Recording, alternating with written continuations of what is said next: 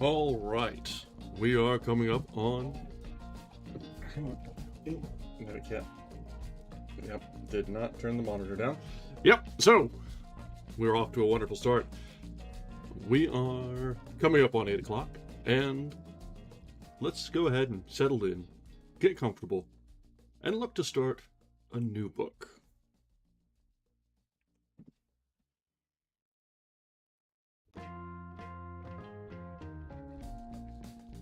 Welcome back. This is our first night of reading The Maltese Falcon by Dashiell Hammett. I will never get the pronunciation of that first name right. So yeah, this is quite the divergence from what we've been reading lately. The holidays were way too upbeat, and Faulkner was way too depressing. So now, let's sit somewhere happily in the middle, with some classic noir, a little detective drama, in the very best of ways. Smoky rooms, mysterious clients. This is what started so much of the genre.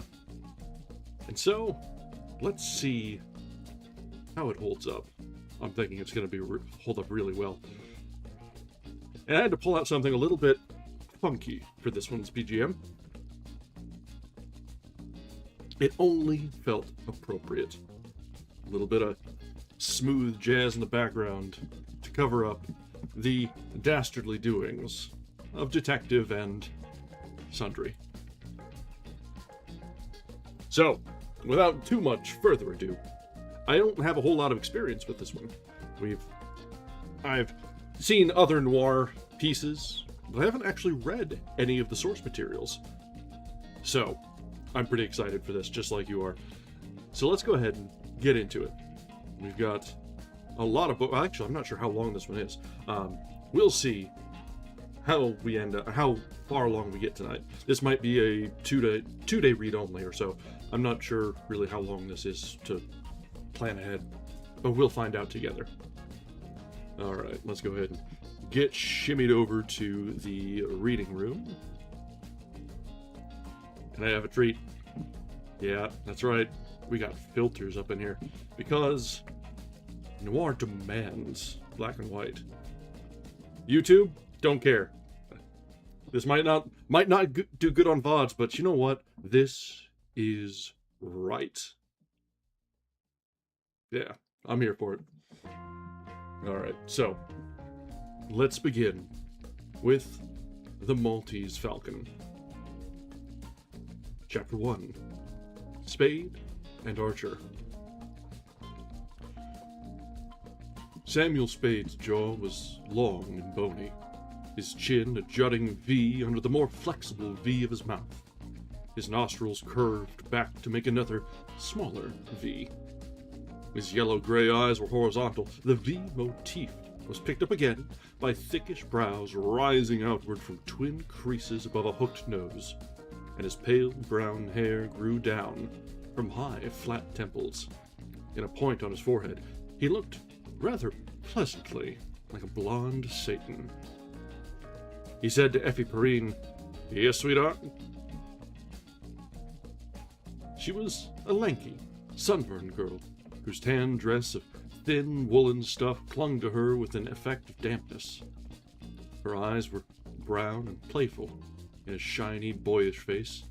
She finished shutting the door behind her, leaned against it, and said, "There's a girl who wants to see you. Her name's Wonderly." "The customer?" "I guess so." I gotta nail down these accents. It's gotta try and find the right feel. Too much twang, but gotta have some. Yeah, we'll figure it out. "The customer?"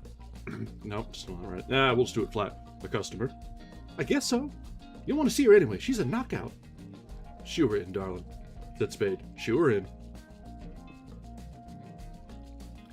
Effie Perrine opened the door again. Yeah, the last book is sneaking in. My accents default to Southern if I have to throw something in, so we're gonna try and play this one flat. It'll probably develop into something more appropriate as we go. Effie Perrine opened the door again, following it back into the outer office, standing with a hand on the knob while saying, "Will you come in, Miss Wonderly?" A voice said, "Thank you," so softly that only the purest articulation made the words intelligible, and a young woman came through the doorway. She advanced slowly, with tentative steps, looking at Spade with cobalt blue eyes that were both shy and probing.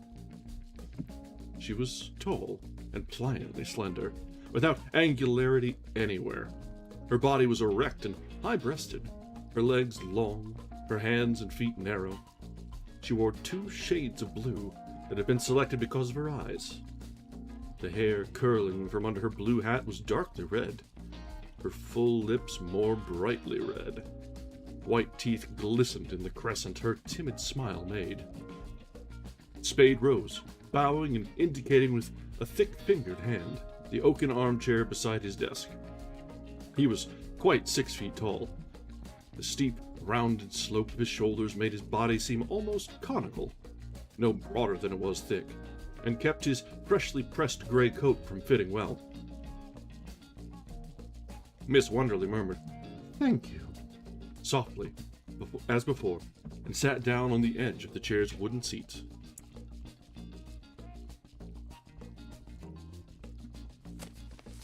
Spade sank into his swivel chair, made a quarter turn to face her, smiled politely. He smiled without separating his lips. All the V's in his face grew longer. The tappity-tap-tap and the thin bell and muffled whir of Effie Perrine's typewriting came through the closed door. Somewhere in a neighboring office, a power-driven machine vibrated dully.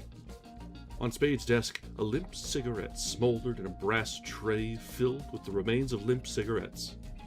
Ragged gray flakes of cigarette ash dotted the yellow top of the desk and the green blotter and the papers that were there. A buff curtained window, 8 or 10 inches open, let in from the court a current of air faintly scented with ammonia. The ashes on the desk twitched and crawled in the current. Miss Wonderly watched the gray flakes twitch and crawl. Her eyes were uneasy. She sat on the very edge of the chair. Her feet were flat on the floor, as if she were about to rise. Her hands in dark gloves clasped a flat, dark handbag in her lap. Spade rocked back in his chair and asked, "Now, what can I do for you, Miss Wonderly?" She caught her breath and looked at him. She swallowed and said hurriedly, "Could you... I thought... that is..." Then she tortured her lower lip with glistening teeth and said nothing. Only her dark eyes spoke now, pleading. Spade smiled and nodded, as if he understood her, but pleasantly, as if nothing serious were involved. He said, "Suppose you tell me about it from the beginning, and then we'll know what needs doing. Better begin as far back as you can." "That was in New York." "Yes." "I don't know where she met him. I mean, I don't know where in New York. She's 5 years younger than I, only 17, and we didn't have the same friends. I don't suppose we've ever been as close as sisters should be. Mom and Papa are in Europe. It would kill them. I've got to get her back before they come home." "Yes," he said. "They're coming home on the 1st of the month." Spade's eyes brightened. "Then we've 2 weeks," he said. "I didn't know what she had done until her letter came. I was frantic." Her lips trembled. Her hands mashed the dark handbag in her lap. "I was too afraid she had done something like this to go to the police, and the fear that something had happened to her kept urging me to go. There wasn't anyone I could go to for advice. I didn't know what to do. What could I do?" "Nothing, of course," Spade said. "But then her letter came." "Yes, and I sent her a telegram asking her to come home. I sent it to General Delivery here. That was the only address she gave me. I waited a whole week, but no answer came. Not another word from her, and Mama and Papa's return was drawing nearer and nearer. So I came to San Francisco to get her. I wrote her I was coming. I shouldn't have done that, should I? Maybe not. It's not always easy to know what to do. You haven't found her? No, I haven't. I wrote her that I would go to the St. Mark, and I begged her to come and let me talk to her, even if she didn't intend to come home with me. But she didn't come. I waited 3 days and she didn't come. You didn't even send me a message of any sort. Spade nodded, his blonde Satan's head, frowned sympathetically, and tightened his lips together. It was horrible, Miss Wonderly said, trying to smile. I couldn't sit there like that, waiting, not knowing what had happened to her. What might be happening to her? She stopped trying to smile. He shuddered. The only address I had was general delivery. I wrote her another letter, and yesterday afternoon I went to the post office. I stayed there until after dark, but I didn't see her. I went there again this morning, and I still didn't see Corinne, but I saw Floyd Thursby. Spade nodded again. His frown went away. In its place came a look of sharp attentiveness. He wouldn't tell me where Corinne was, she went on hopelessly. He wouldn't tell me anything except that she was well and happy. But how can I believe that? That is what he would tell me anyhow, isn't it? Sure, Spade agreed. But it might be true. I hope it is. I do hope it is, she exclaimed. But I can't go back home like this, without having seen her, without even having talked to her on the phone. He wouldn't take me to her. He said she didn't want to see me. I can't believe that. He promised to tell her he had seen me, and to bring her to me, if she would come, this evening at the hotel. He said he knew she wouldn't. He promised to come himself if she wouldn't. She broke off with a startled hand to her mouth as the door opened. The man who had opened the door came in a step, said, "Oh, excuse me," hastily took his brown hat from his head and backed out. "It's all right, Miles," Spade told him. "Come in. Miss Wonderly, this is Mr. Archer, my partner." Miles Archer came into the office again, shutting the door behind him, ducking his head and smiling at Miss Wonderly, making a vaguely polite gesture with the hat in his hand. He was of medium height, solidly built, wide in the shoulders, thick in the neck, with a jovial, heavy-jawed red face and some gray in his close-trimmed hair. He was apparently as many years past 40 as Spade was past 30. Spade said, "Miss Wonderly's sister ran away from New York with a fellow named Floyd Thursby. They're here. Miss Wonderly has seen Thursby and has a date with him tonight. Maybe he'll bring the sister with him. Chances are he won't.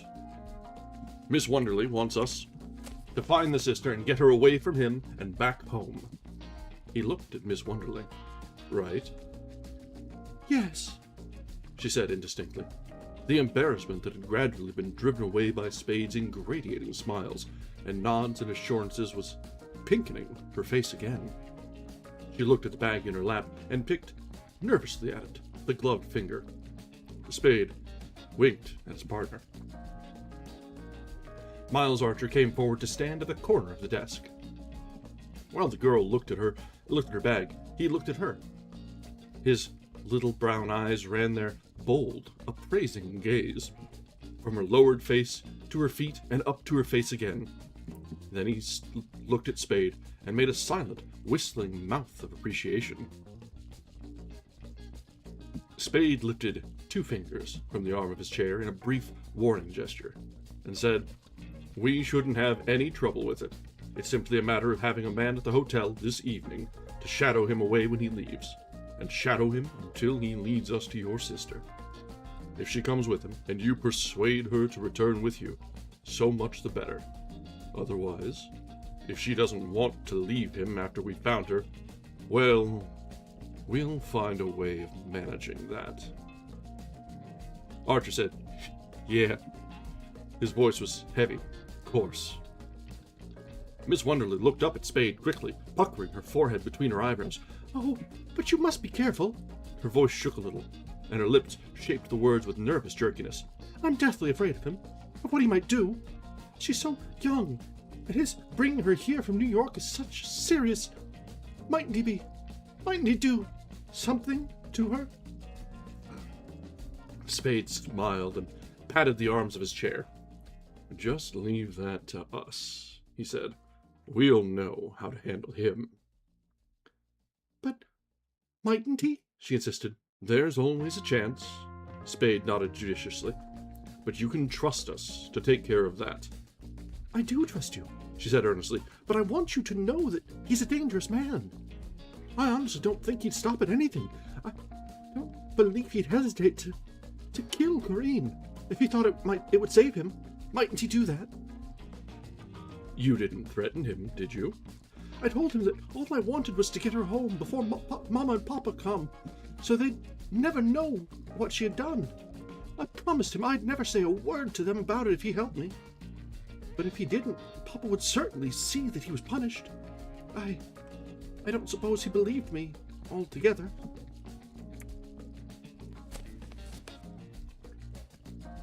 Can he cover up by marrying her? Archer asked. The girl blushed and replied in a confused voice. He has a wife and 3 children in England. Corinne wrote me that, to explain why she had gone off with him. They usually do, Spade said, though not always in England. He leaned forward to reach for pencil and pad of paper. What does he look like? Oh, he's 35 years old, perhaps, and as tall as you, and either naturally dark or quite sunburned. His hair is dark, too, and he has thick eyebrows. He talks in a rather loud, blustery way, and has a nervous, irritable manner. He gives the impression of being violence. Spade, scribbling on the pad, asked without looking up, what color eyes? They're blue-gray and watery, though not in a weak way. And, oh, yes, he has a marked cleft in his chin. Thin, medium, or heavy build? Quite athletic. He's broad-shouldered and carries himself erect. Has what could be called a decidedly military carriage. He was wearing a light gray suit and a gray hat when I saw him this morning. What does he do for a living? Spade asked as he laid down his pencil. I don't know, she said. I haven't the slightest idea. What time is he coming to see you? After 8 o'clock. All right, Miss Wonderly. We'll have a man there. It'll help if... Mr. Spade, could either you or Mr. Archer? She made an appealing gesture with both hands. Could either of you look after it personally? I don't mean that the man you'd send wouldn't be capable, but... Oh, I'm so afraid of what might happen to Corinne. I'm afraid of him. Could you? I'd expect to be charged more, of course. She opened her handbag with nervous fingers and put $200 bills on Spade's desk. Would that be enough? Yeah, Archer said, and I'll look after it myself. Miss Wonderly stood up, impulsively holding a hand out to him. Thank you. Thank you, she exclaimed, and then gave Spade her hand, repeating, Thank you. Not at all, Spade said over it. Glad to. It'll help some if you either meet Thursby downstairs or let yourself be seen in the lobby with him at some time. I will, she promised, and thanked the partners again. And don't look for me, Archer cautioned her. I'll see you all right. Spade went to the corridor door with Miss Wonderly. When he returned to his desk, Archer nodded at the $100 bills there, growled complacently. They're right enough. Picked one up, folded it, and tucked it into a vest pocket. And they had brothers in her bag. Spade pocketed the other bill before he sat down. Then he said, Well, don't dynamite her too much. What do you think of her? Sweet. And you telling me not to dynamite her? Archer guffawed suddenly, without merriment. Maybe you saw her first, Sam, but I spoke first. He put his hands in his trouser pockets and teetered on his heels. You'll play hell with her, will you? You will. Spade grinned wolfishly, showing the edges of teeth far back in his jaw. You got brains, yes you have. He began to make a cigarette. It brings us to the end of the first chapter, and we've set the stage and met some of the key characters here. We've got Spade, the debonair lead detective. Archer, his partner, is a little less polished. a little bit more gruff, a little bit longer in the tooth as well. And then the client with her problems coming in. This is already shaping up to feel very familiar. If you've seen any sort of noir film, any sort of detective drama with the classic smoky rooms and the rough around the edges detectives, this is exactly what you're imagining. And I am already feeling it. Alright. Chapter 2. Death in the Fog.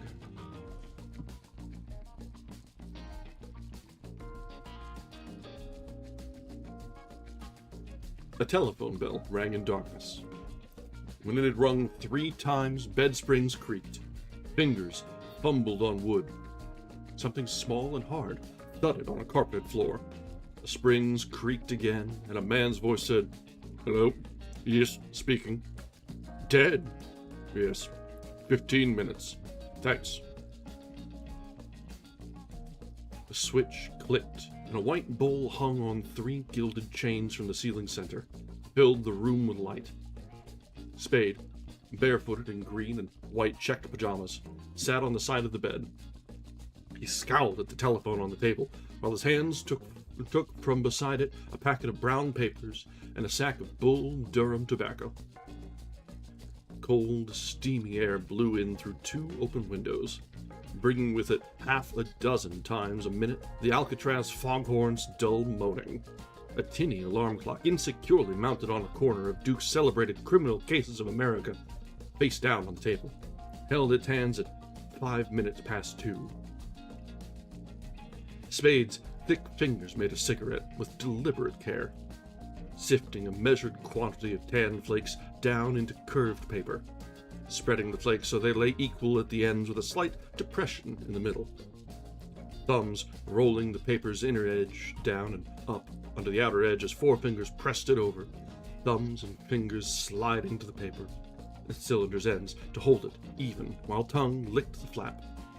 Left forefinger and thumb pinching their ends while right forefinger and thumb smoothed the damp seam. Right forefinger and thumb twisting their ends and lifting the other to Spade's mouth. He picked up the pigskin and nickel lighter that had fallen to the floor, manipulated it, and, with the cigarette burning in a corner of his mouth, stood up. He took off his pajamas. The smooth thickness of his arms, legs, and body, the sag of his big rounded shoulders made his body like a bear's. It was like a shaved bear's. His chest was hairless. His skin was childishly soft and pink. He scratched the back of his neck and began to dress.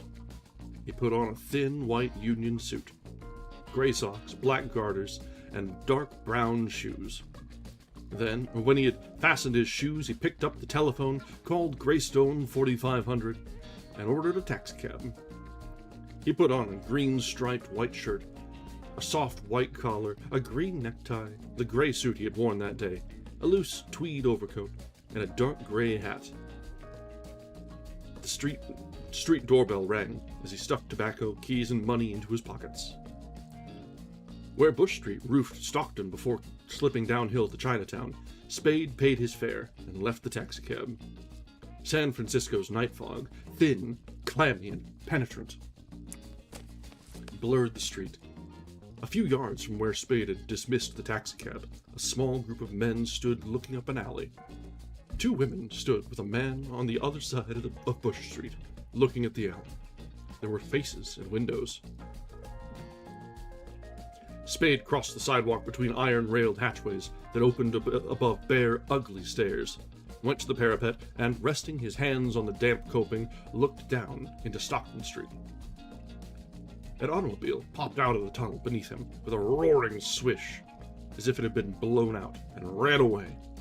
Not far from the tunnel's mouth, a man was hunkered on his heels before a billboard that held advertisements of a moving picture and a gasoline across the front of a gap between 2 store buildings.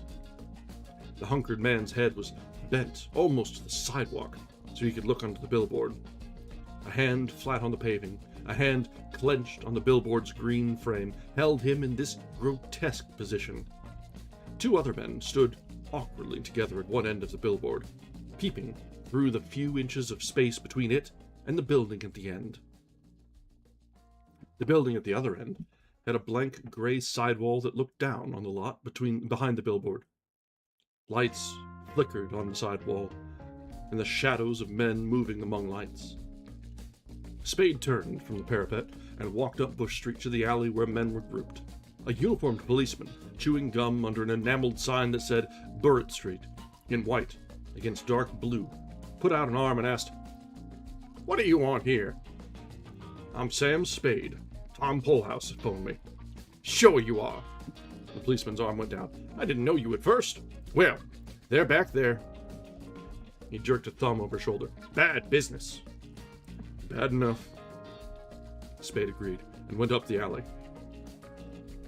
Halfway up it, not far from the entrance, a dark ambulance stood. Behind the ambulance to the left, the alley was bounded by a waist-high fence, horizontal strips of rough boarding. From the fence, dark ground fell away steeply to the billboard on Stockton Street below.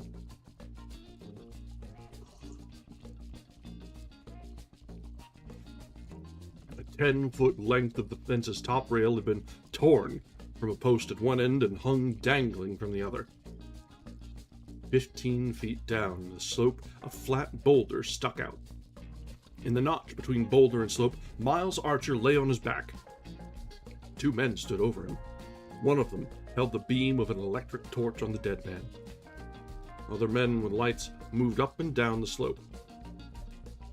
One of them hailed Spade. "Hello, Sam," and clambered up into the alley, his shadow running up the slope before him. He was a barrel-bellied man, tall man, with shrewd, small eyes, a thick mouth, and carelessly shaven dark jowls. His shoes, knees, hands, and chin were daubed with brown loam.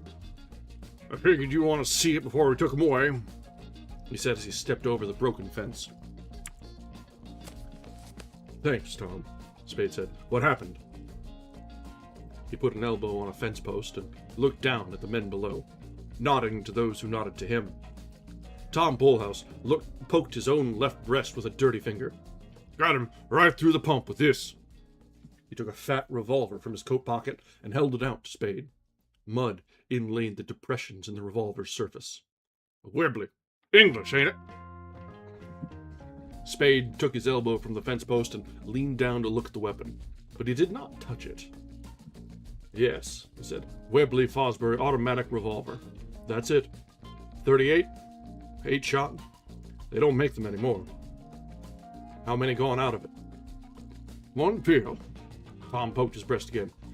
"He must have been dead when he cracked the fence." He raised the muddy revolver. "Ever seen this before?" Spade nodded. "I've seen Webley Fosbury's," he said without interest, and then spoke rapidly. "He was shot up there, huh? Standing where you are, with his back to the fence? The man that shot him stands here?" He went around in front of Tom and raised a hand, breast high with leveled forefinger. Lets him have it, and Miles goes back, taking the top off the fence and going on through and down till the rock catches him. That's it?" "That's it," Tom replied slowly, working his brows together. "The blast burnt his coat." "Who found him?" "The man on the beat, Schilling. He was coming down Bush, and just as he got here, a machine turning through headlights up here. He saw the top off the fence, so he came up to look at it and found him." "What about the machine that was turning around?" "Not a damn thing about it, Sam. Schilling didn't pay any attention to it, not knowing anything was wrong then. He says nobody didn't come out of here while he was coming down from Powell, or he'd have seen them. And the only other way out would be under the billboard on Stockton. Nobody went that way. The fog's got the ground soggy, and the only marks are where Miles slid down and where his here gun rolled." "Didn't anybody hear the shot?" "For the love of God, Sam, we only just got here. Somebody must have heard it. When we find him..." He turned out and put a leg over the fence. "Coming down for a look at him before he's moved." Spade said, "No." Tom halted astride the fence and looked back at Spade with surprised, small eyes. Spade said, "You've seen him. You'd see everything I could." Tom, still looking at Spade, nodded doubtfully and withdrew his leg over the fence. Private detective trusting the cops? No, there's got to be something else working here.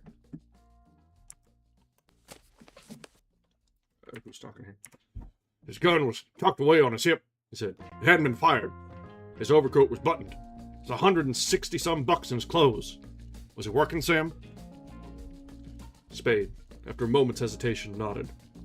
Tom asked, Well, he was supposed to be tailing a fellow named Floyd Thursby, Spade said, and described Thursby as Miss Wonderly had described him. What for? Spade put his hands into his overcoat pockets and blinked sleepy eyes at Tom. Tom repeated impatiently, What for? He was an Englishman, maybe. I don't know what his game was exactly. We were trying to find out where he lived. Spade grinned faintly and took a hand from his pocket to pat Tom's shoulder. Don't crowd me. He put the hand in his pocket again. I'm going out to break the news to Miles's wife. He turned away. Tom, scowling, opened his mouth, closed it, and, without having said anything, cleared his throat, put the scowl off his face, and spoke with a husky sort of gentleness. It's tough, him getting it like that. Miles had his faults, same as the rest of us, but I guess he must have had some good points, too. I guess so, Spade agreed in a tone that was utterly meaningless, and went out of the alley. In an all-night drugstore on the corner of Bush and Taylor Streets, Spade used a telephone.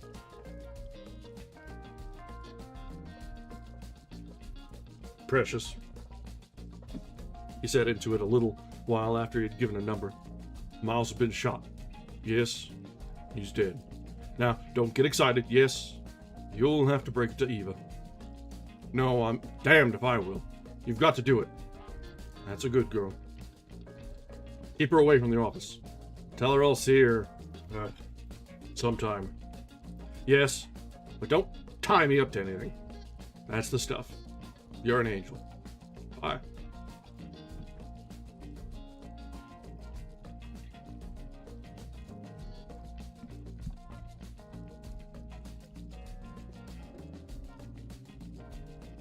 Spade's tinny alarm clock said, there's a line break there. It's kind of hard to tell on the screen here. A little bit easier on the grayscale, but it's not easy to see.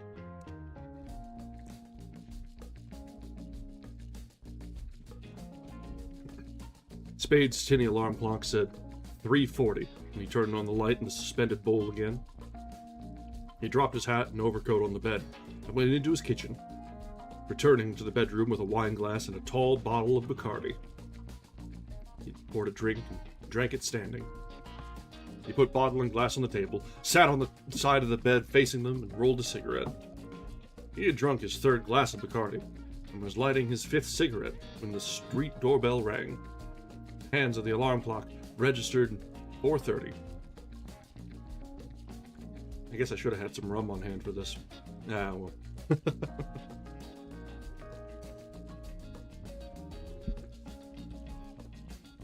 Spade sighed, rose from the bed, and went to the telephone box beside his bathroom door. He pressed the button that released the street door lock. He muttered, "Damn."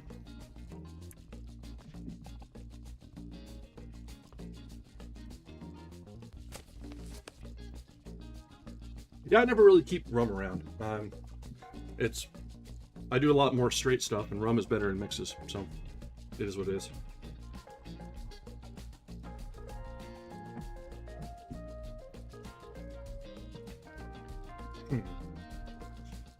And stood scowling. I'll roll back here. Thought there was going to be a break there. He pressed the button that released the street door lock. He muttered, "Damn her," and stood scowling at the black telephone box, breathing irregularly, while the dull flush grew in his cheeks. The grating and rattling of the elevator door opening and closing came from the corridor. Spade sighed again and moved towards the corridor shut door. Soft, heavy footsteps sounded on the carpeted floor outside. The footsteps of two men. Spade's face brightened. His eyes were no longer harassed. He opened the door quickly. "Hello, Tom." he said to the barrel-bellied, tall detective with whom he had talked in Burrett Street.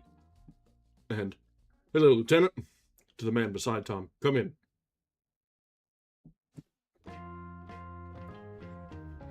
You know what? Dark and stormies do hit just right, but I never have ginger beer around either, so it's one of those, you have to intentionally go around for that. I should keep a bottle of, like, Kraken or something around, though. A nice, dark, decent rum. Alright. They nodded together, neither saying anything, and came in. Spade shut the door and ushered them into his bedroom. Tom sat on an end of the sofa by the windows. The lieutenant sat on a chair beside the table. The lieutenant was a compactly built man with a round head under short-cut, grizzled hair, and a square face behind a short-cut, grizzled mustache. A $5 gold piece was pinned to his necktie, and there was a small, elaborate diamond-set secret society emblem on his lapel. Spade brought 2 wine glasses in from the kitchen, filled them and his own with Bacardi. Oh, okay. Whew. Gave one to each of his visitors, and sat down with his on the side of the bed. His face was placid and uncurious. He raised his glass and said, "Success to crime," and drank it down. Tom emptied his glass and set it on the floor beside his feet, and wiped his mouth with a muddy forefinger. He stared at the foot of the bed, as if trying to remember something of which it vaguely reminded him. The lieutenant looked at his glass for a dozen seconds, took a very small sip of its contents, and put the glass on the table at his elbow. He examined the room with hard, deliberate eyes, and then looked at Tom. Tom moved uncomfortably on the sofa, and, not looking up, asked, "Did you break the news to Miles's wife, Sam?" Spade said, "Uh-huh. How'd she take it?" Spade shook his head. "I don't know anything about women." Tom said softly, "The hell you don't." The lieutenant put his hands on his knees and leaned forward. His greenish eyes were fixed on Spade in a peculiarly rigid stare, as if their focus were a matter of mechanics, to be changed only by pulling a lever or pressing a button. "What kind of gun do you carry?" he asked. "None. I don't like them much. Of course, there are some in the office."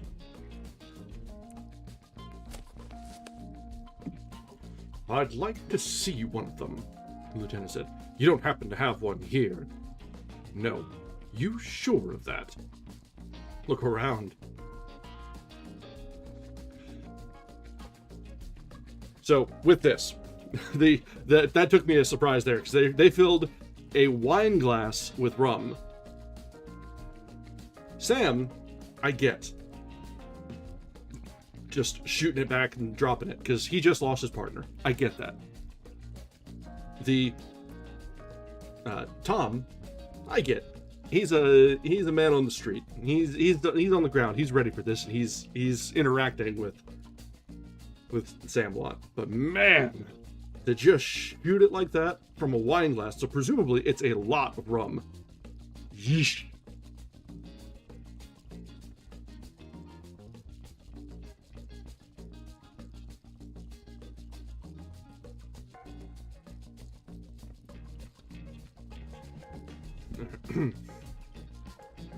Look around.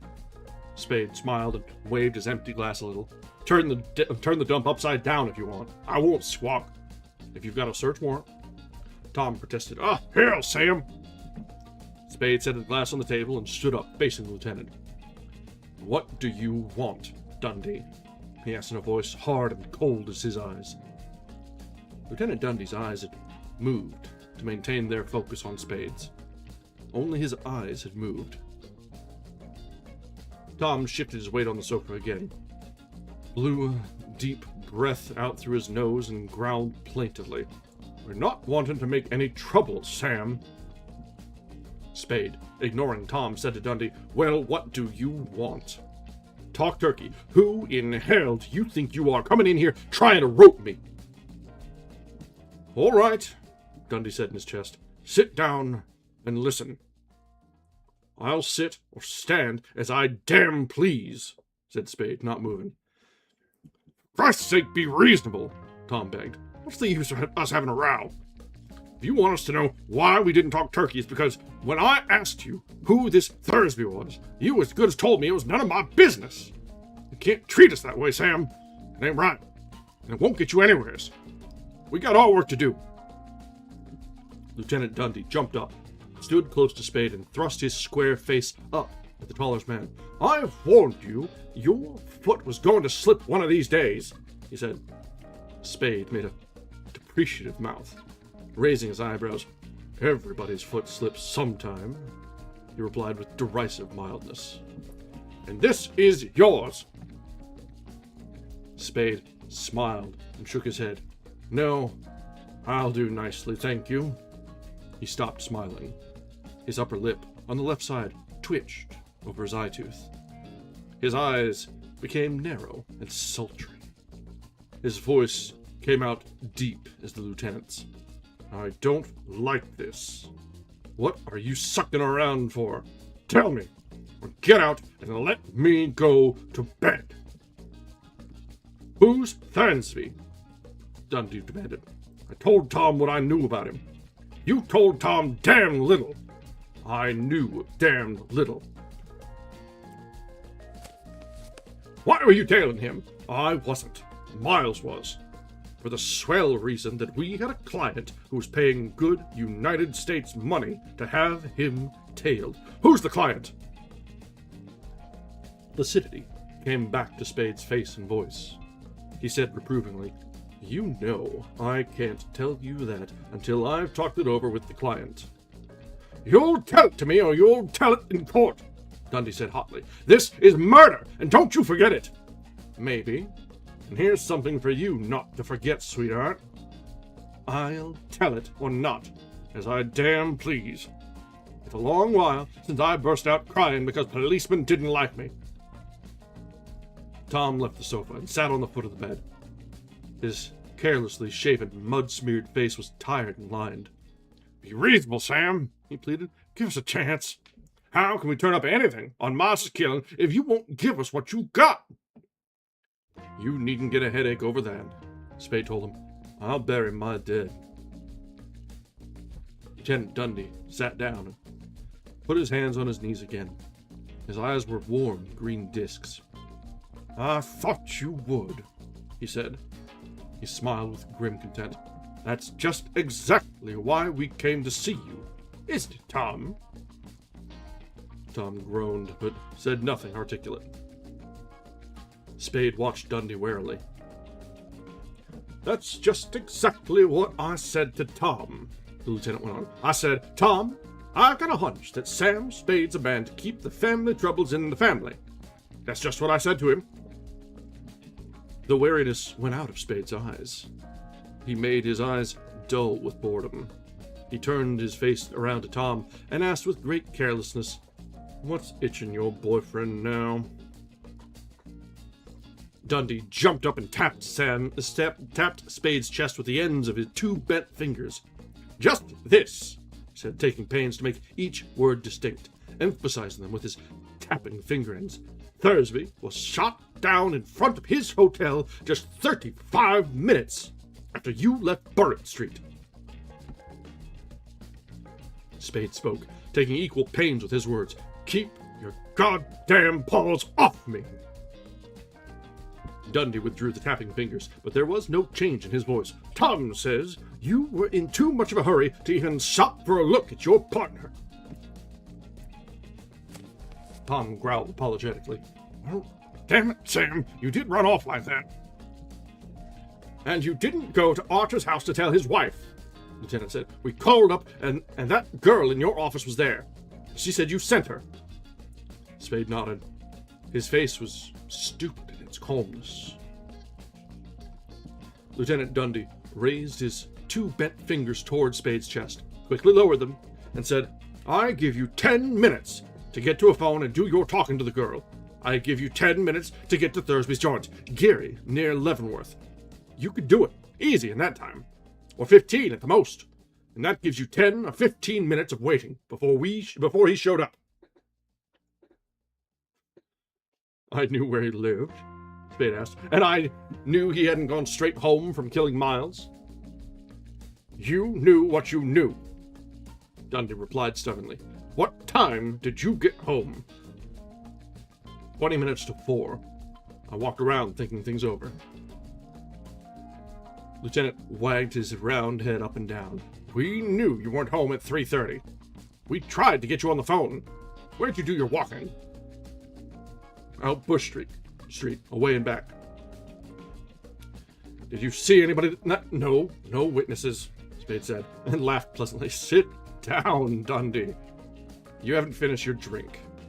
Get your glass, Tom. Tom said, No thanks, Sam.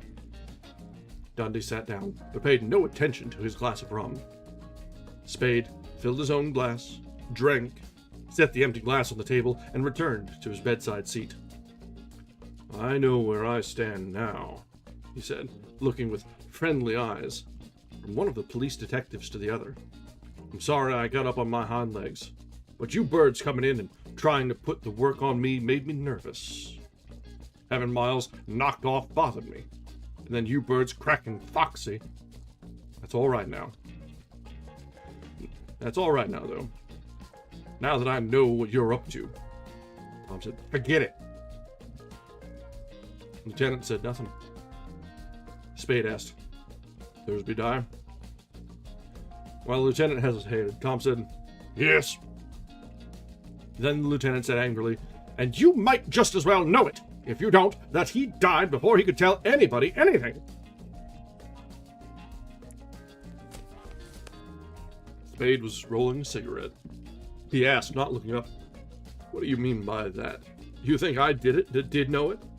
I meant what I said, Dundee replied bluntly. Spade looked up at him and smiled, holding the finished cigarette in one hand, his lighter in the other. You're not ready to pinch me yet, are you, Dundee? He asked. Dundee looked with hard green eyes at Spade and did not answer him. Then, said Spade, there's no particular reason why I should give a damn what you think, is there, Dundee? Tom said, be reasonable, Sam. Spade put the cigarette in his mouth, set fire to it, and laughed smoke out. I'll be reasonable, Tom, he promised. How did I kill this Thursby? I've forgotten. Tom grunted disgust. Lieutenant Dundee said he was shot 4 times in the back with a 44 or 45 from across the street. When he started to go in the hotel, nobody saw it, but that's the way it figures. And he was wearing a Luger in a shoulder holster, Tom added. It hadn't been fired. What do the hotel people know about him? Spade asked. Nothing, except he'd been there a week. Alone.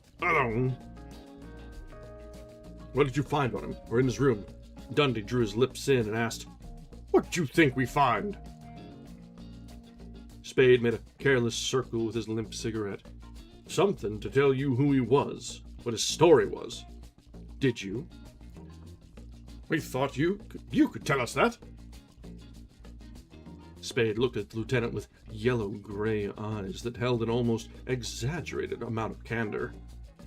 I've never seen Thursby, dead or alive. Lieutenant Dundee stood up looking dissatisfied. Tom rose, yawning and stretching. We've asked what we came to ask, Dundee said, frowning over eyes hard as green pebbles. He held his mustached upper lip tight to his teeth, letting his lower lip push the words out. We've told you more than you've told us. That's fair enough. You know me, Spade. If you did or you didn't, you'll get a square deal out of me. And most of the breaks. I don't know what I'd blame you a hell of a lot. I don't know that I blame you a hell of a lot. But that wouldn't keep me from nailing you. Fair enough, Spade replied evenly. But I'd feel better about it if you'd drink your drink. Lieutenant Dundee turned to the table, picked up his glass, and slowly emptied it. Then he said, Good night, and held out his hand. They shook hands ceremoniously. Tom and Spade Tom and Spade shook hands ceremoniously. Oh, this boom, boom, boom. Spade let them out. Then he undressed, turned off the lights, and went to bed.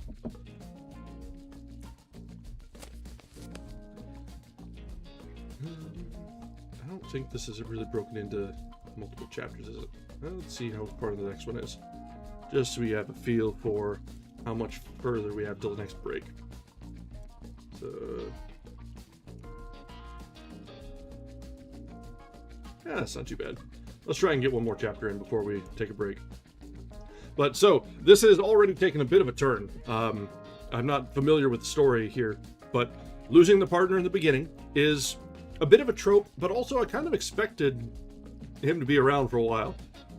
Sort of to be the, not necessarily good cop, bad cop sort of vibe, but have the two different attitudes to deal with the partner and the primary. But this does certainly add a wrinkle, and having the suspicion land squarely on Sam is, yeah, it's very fast. Usually, like, if a partner goes down, you expect it to be like in a climactic moment, not setting the stage in the first place. But it does add a level of danger to the entire situation. But then the fact that Thursby was killed too, that makes you wonder what this situation is very, very interesting now, because what would have been the prime suspect is now dead, and his sister is still missing, presumably. So let's see how things shake out. Chapter 3. 3 Women. When Spade reached his office at 10 o'clock the following morning, Effie Perrine was at her desk opening the morning's mail. Her boyish face was pale under its sunburn.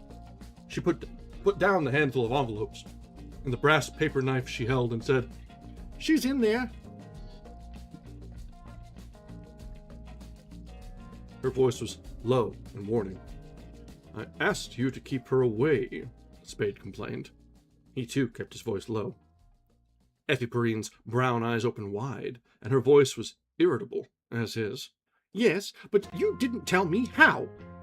Her eyelids went together a little, and her shoulders drooped. "Don't be cranky, Sam," she said wearily. "I had her all night." Spade stood beside the girl, put a hand on her head, and smoothed her hair away from its parting. "Sorry, Angel, I haven't..." He broke off as the inner door opened.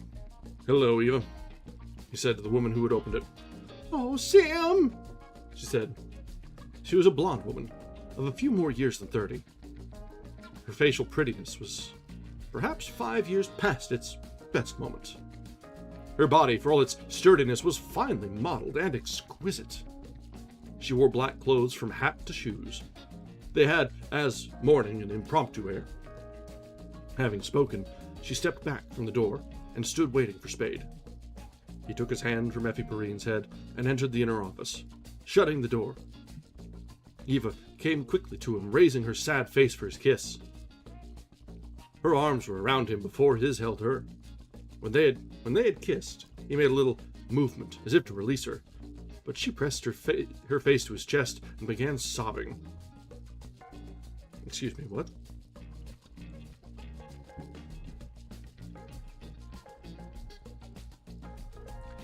He stroked her round back, saying, "Poor darling." His voice was tender, his eyes, squinting at the desk that had been his partner's across the room from his own, were angry. He drew his lips back over his teeth in an impatient grimace, and turned his chin aside to avoid contact with the crown of her hat. "Did you send for Miles's brother?" he asked. "Yes, he came over this morning." The words were blurred by her sobbing and his coat against her mouth. He grimaced again, and bent his head for a surreptitious look at the watch on his wrist. His left arm was around her, the hand on her left shoulder. His cuff was pulled back far enough to leave the watch uncovered. It showed 10:10.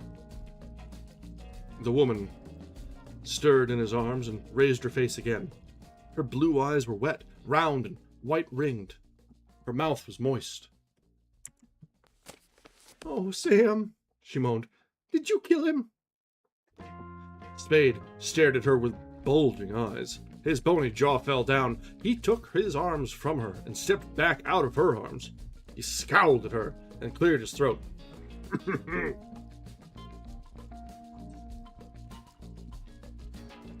She held her arms up as he had left them. Anguish clouded her eyes, partly closed them under her eyebrows, pulled up at the inner ends. Her soft, damp red lips trembled. Spade laughed a harsh syllable, "Ah!" and went to the buff curtained window. He stood there with his back to her, looking through the curtain into the court until she started towards him. Then he turned quickly and went to his desk. He sat down, put his elbows on the desk, his chin between his fists, and looked at her. His yellowish eyes glittered between narrowed lids. "Who," he said coldly, "put that bright idea in your head?" I thought... She lifted a hand to her mouth, and fresh tears came to her eyes.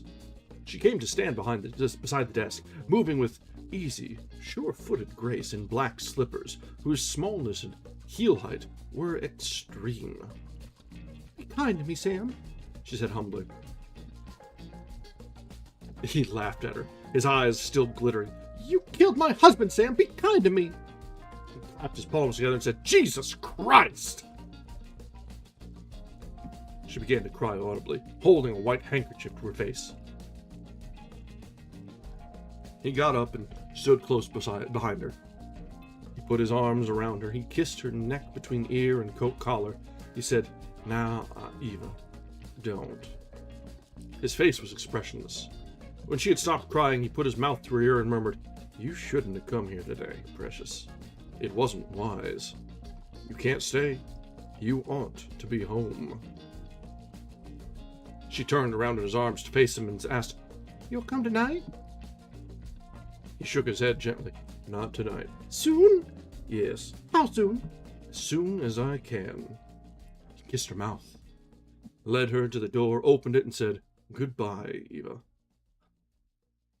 And bowed her out, shut the door, and returned to his desk. He took tobacco and cigarette papers from his vest pockets, but did not roll a cigarette. He sat holding the papers in one hand, the tobacco in the other, and looked with brooding eyes at his dead partner's desk. Effie Perrine opened the door and came in. Oh, there's another break here. Good time for a drink myself. So that was an interesting interaction we just had there. Did not expect the wife to be coming on to Sam here. That adds another wrinkle to all this. And this is all starting to seem very much like unreliable narrator territory, like when we were reading Agatha Christie. So let's start to have that sort of mindset in place, because I'd rather not be caught quite as flat-footed on a surprise turn as we were that time. Effie Perrine opened the door and came in. Her brown eyes were uneasy. Her voice was careless. She asked, "Well?" Spade said nothing. His brooding gaze did not move from his partner's desk. The girl frowned and came around to his side. "Well?" she asked in a louder voice. "How did you and the widow make out?" "She thinks I shot Miles," he said. Only his lips moved. "So you could marry her?" Spade made no reply to that. The girl took his hat from his head and put it on the desk. Then she leaned over and took the tobacco sack and the papers from his inert fingers. "The police think I shot Thursby," he said. "Who is he?"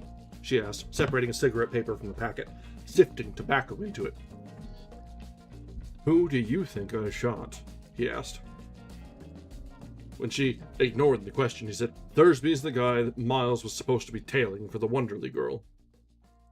Her thin fingers finished shaping the cigarette. She licked it, smoothed it, twisted its end, and placed it between Spade's lips. He said, "Thanks, honey," put an arm around her slim waist, and rested his cheek warily against her hip, shutting his eyes. "Are you going to marry Eva?" she asked, looking down at his pale brown hair. "Don't be silly," he muttered. The unlighted cigarette bobbed up and down with the movement of his lips. "She doesn't think it's silly. Why should she? The way you've played around with her." He sighed and said, "I wish to Christ I'd never seen her." "Maybe you do now." A trace of spitefulness came into the girl's voice. "But there was a time." "I never know what to do or say to women except that way," he grumbled. "And then I didn't like Miles." "That's a lie, Sam," the girl said. "You know I think she's a louse. But I'd be a louse too if it would give me a body like hers." Spade rubbed his face impatiently against her hip, but said nothing. Effie Perrine bit her lip, wrinkled her forehead, and, bending over for a better view of his face, asked, "Do you suppose she could have killed him?" Spade sat up straight and took his arm from her waist. He smiled at her. His smile held nothing but amusement. He took out his lighter, snapped on the flame, and applied it to the end of his cigarette. "You're an angel," he said tenderly through the smoke. "A nice, rattle-brained angel." All right, Sam, calm down with that. Don't be calling your secretary stupid right in front of the folks. She smiled a bit wryly. "Oh, am I? Suppose I told you that your Eva hadn't been home many minutes when I arrived to break the news at 3 o'clock this morning?" "Are you telling me?" he asked. His eyes had become alert through his mouth, though his mouth continued to smile. "She kept waiting at the door while she undressed or finished undressing. I saw her clothes where she had dumped them on her chair. Her hat and coat were underneath. Her singlet on top was still warm. She said she had been asleep, but she hadn't. She had wrinkled up the bed, but the wrinkles weren't mashed down." Spade took the girl's hand and petted it. "You're a detective, darling. But," he shook his head, "she didn't kill him." Effie Perrine snatched her hand away. "That louse wants to marry you, Sam," she said bitterly. He made an impatient gesture with his head in one hand. She frowned at him and demanded, "Did you see her last night?" "No." "Honestly?" "Honestly. Don't act like Dundee, sweetheart. It ill becomes you." "Has Dundee been after you?" "Uh-huh. He and Tom Bullhouse dropped in for a drink at 4 o'clock. "Do they really think you shot this, what's his name?" "Thursby." He dropped what was left of his cigarette into the brass tray and began to roll another. "Do they?" she insisted. "God knows." His eyes were on the cigarette he was making. "They did have some such notion. I don't know how far. I talked them out of it." "Look at me, Sam." He looked at her and laughed, so that for the moment merriment mingled with the anxiety in her face. "You worry me," she said, seriousness returning to her face as she talked. "You always think you know what you're doing, but you're too slick for your own good. And someday, you're going to find it out." He sighed mockingly and rubbed his cheek against her arm. "That's what Dundee says. But you've kept Eva away from me, sweet, and I'll manage to survive the rest of my troubles." He stood up and put on his hat. "Have the Spade and Archer taken off the door, and Samuel Spade put on. I'll be back in an hour. Or phone you." Damn, that's cold. That's a very quick roundabout on changing the name on the door.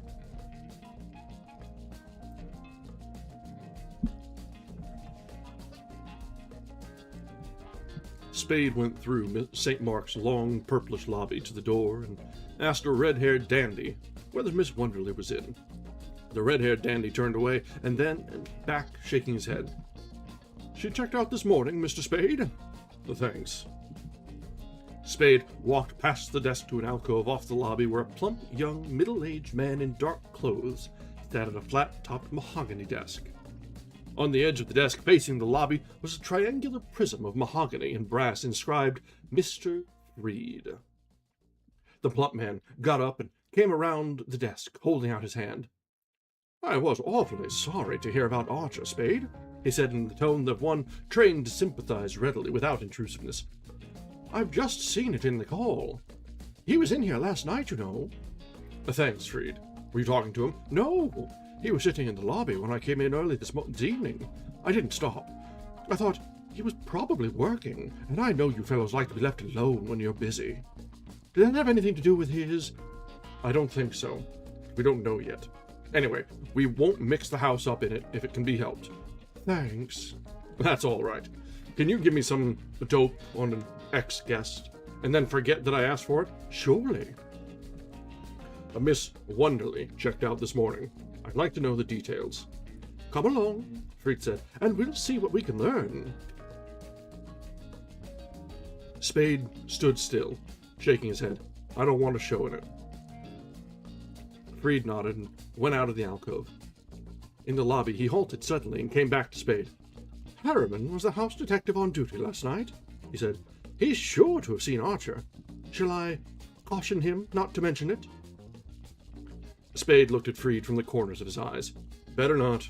That won't make any difference as long as there's no connection shown with this Wonderly. Harriman's all right, but he likes to talk. And I'd, as life, not have him think there's anything to be kept quiet. Freed nodded again and went away. 15 minutes later, he returned. She arrived last Tuesday, registering from New York. She hadn't a trunk, only some bags. There was no phone calls charged to her room, and she doesn't seem to have received much, if any, mail. The only one anybody remembers having seen her with was a tall, dark man of 36 or so. She went out at 9:30 this morning, came back an hour later, paid her bill, and had her bags carried out to a car. The boy who carried them says it was a Nash touring car, probably a hired one. She left a forwarding address, the Ambassador, Los Angeles. Spade said, "Thanks a lot, Freed," and left the St. Mark. When Spade returned to his office, Effie Perrine stopped typing a letter to tell him, Your friend Dundee was in. He wanted to look at your guns. And I told him to come back when you were here.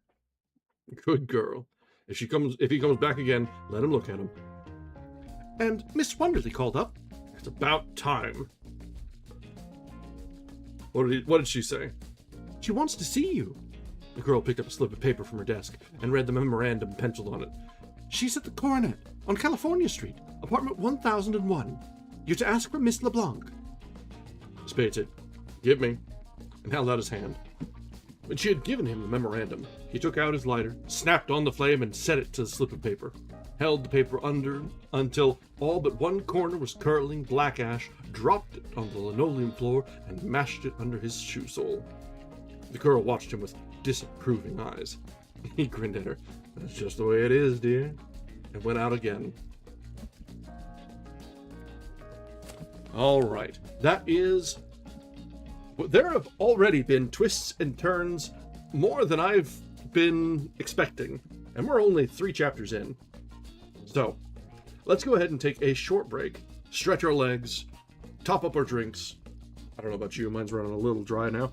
And we will be back in just a few minutes, where we continue this game of intrigue.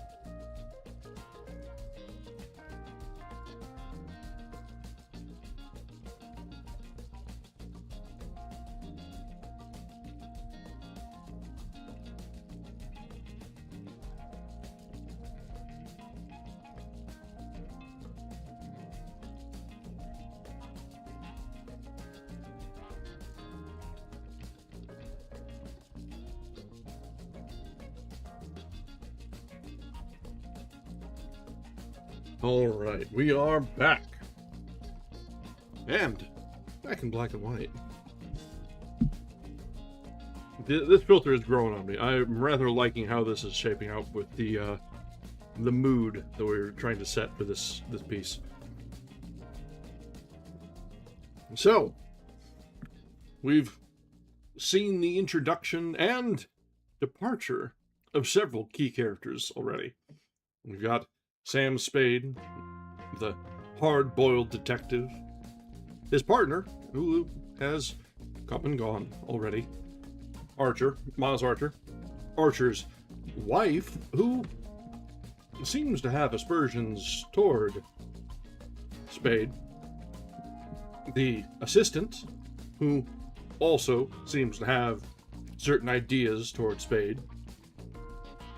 The client, who probably has a little bit more going on behind those pretty eyes of hers. And a few of the local police, who are rummaging about and doing their policely business. What was supposed to be, well, presumed to be the chief antagonist is already dead. And the sister is still missing. So, let's see where this all comes together. We haven't seen any mention of the Falcon yet. Presumably that'll be coming up soon, because the next chapter is entitled The Black Bird. Might be some minor spoilers there, don't worry about it though. Meh.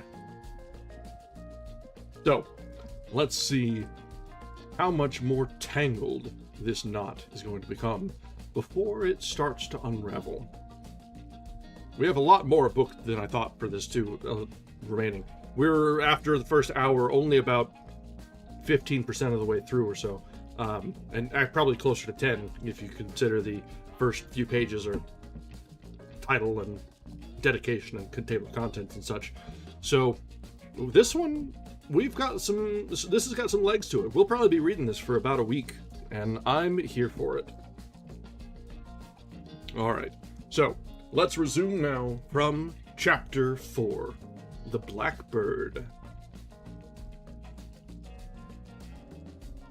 Miss Wonderly, in a belted green crepe silk dress, opened the door of apartment 1001 at the Coronet. Her face was flushed. Her dark red hair, parted on the left side, swept back in loose waves over her right temple, was somewhat tousled. Spade took off his hat and said, "Good morning." His smile brought a fainter smile to her face. Her eyes of blue that was almost violet did not lose their troubled look. She lowered her head and said in a hushed, timid voice, "Come in, Mr. Spade." She led him past open kitchen, bathroom, and bedroom doors into a cream and red living room, apologizing for its confusion. Everything is upside down. I haven't even finished unpacking. She laid his hat on a table and sat down on a walnut settee. He sat on a brocaded oval-backed chair facing her. She looked at her fingers, working them together, and said, "Mr. Spade, I've a terrible, terrible confession to make." Spade smiled as a polite smile, which she did not lift her eyes to see, and said nothing.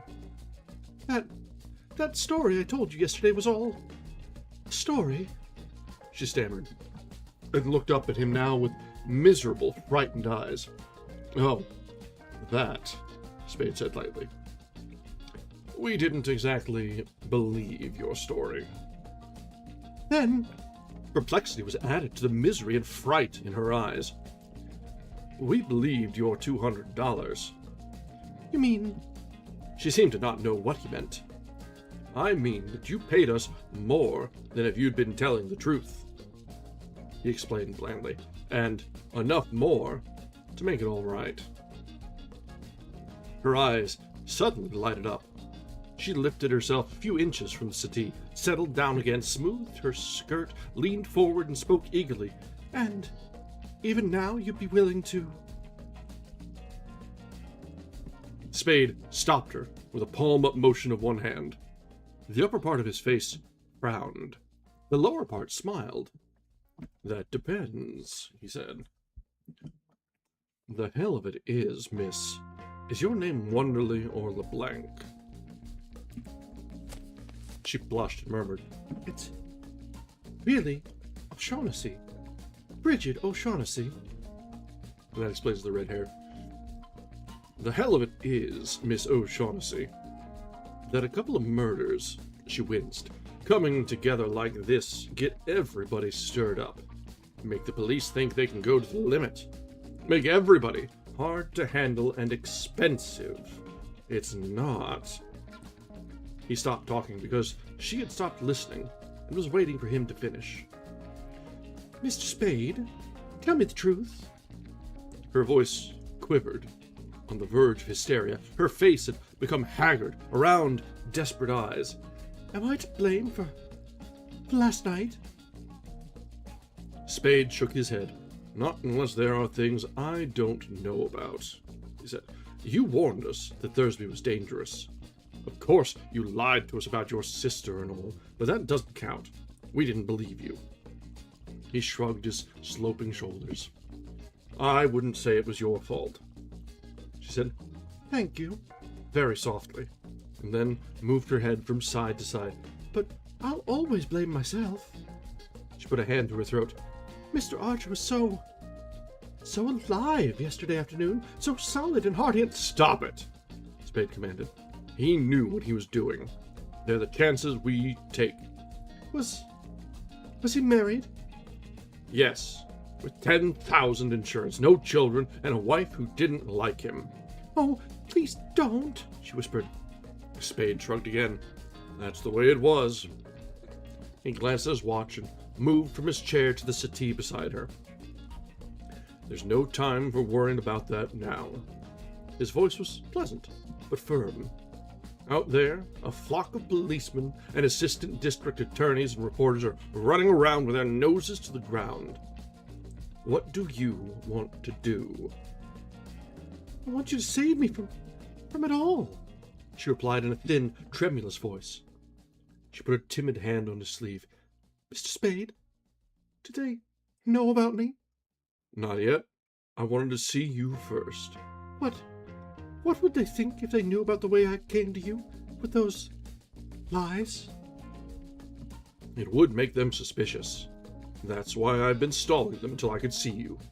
I thought maybe we wouldn't have to let them know all of it. We ought to be able to fake a story that will rock them to sleep if necessary. You don't think I had anything to do with the murders, do you? Spade grinned at her and said, I forgot to ask you that. Did you? No. That's good. Now, what are we going to tell the police? She squirmed on the end of the settee, on her end of the settee, and her eyes wavered between heavy lashes, as if trying and failing to free their gaze from his. She seemed smaller and very young and oppressed. Must they know about me at all? She asked. I think I'd rather die than that, Mr. Spade. I can't explain now, but can't you somehow manage so that you can shield me from them? So I won't have to answer the questions? I don't think I could stand being questioned now. I think I would rather die. Can't you, Mr. Spade? Maybe, he said, but I'll have to know what it's all about. She went down on her knees at his knees. She held her face up to him. Her face was wan, taut, and fearful over tight-clasped hands. I haven't lived a good life, she cried. I've been bad. Worse than you could know. But I'm not all bad. Look at me, Mr. Spade. You know I'm not all bad, don't you? You can see that, can't you?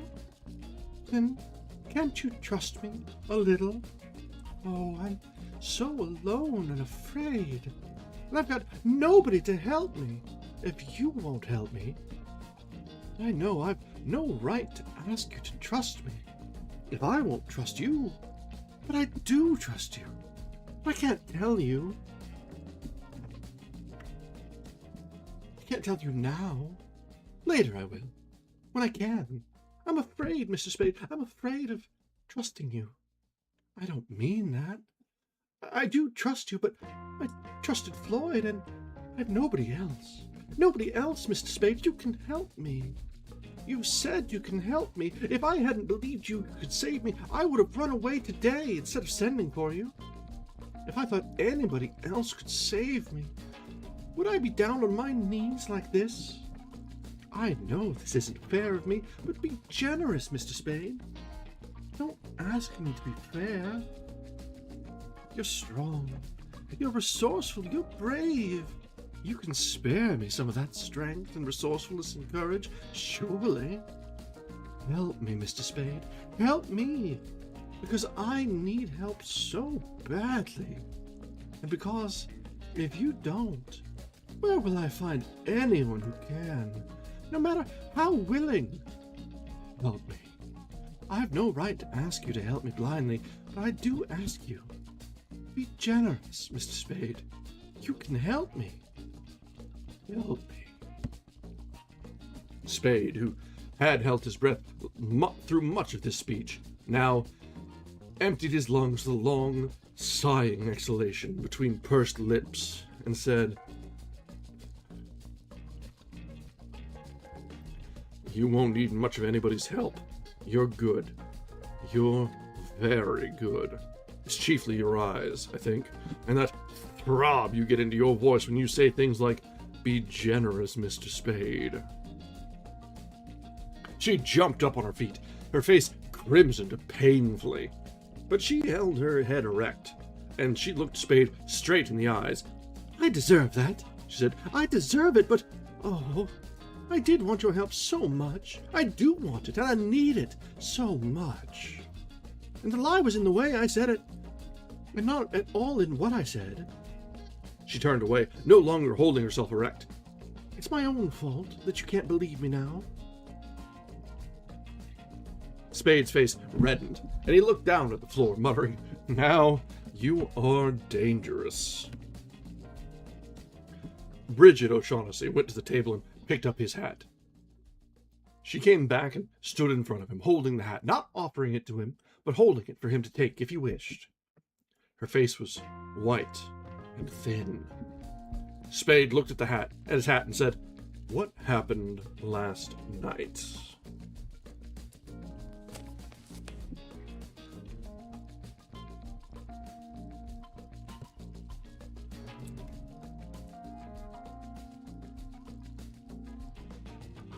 Floyd came to the hotel at 9 o'clock, and we went out for a walk. I suggested that so Mr. Archer could see him. We stopped at a restaurant in Geary Street, I think it was, for supper and to dance, and came back to the hotel about 12:30. Floyd left me at the door, and I stood inside and watched Mr. Archer follow him down the street on the other side.